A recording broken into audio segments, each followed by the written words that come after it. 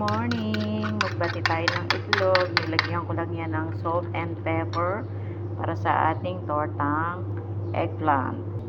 Ayan, naisawsaw na natin ang eggplant sa itlog. At syempre, nag-iinit na rin tayo ng mantika. Ating frying pan. Ay magluluto na tayo ng tortang eggplant or tortang talong.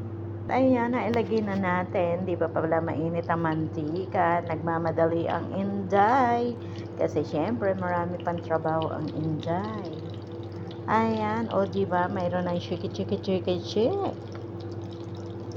Ayan, babalik na rin na natin ang ating tortang eggplant.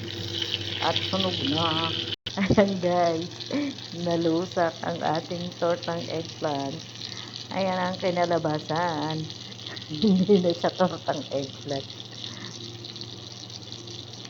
Ayan guys, ang ating breakfast for today. At syempre, saka ng kubush. Syempre, yan ang partner ng tortang eggplant. At yun lang guys, thank you for watching. See you next video.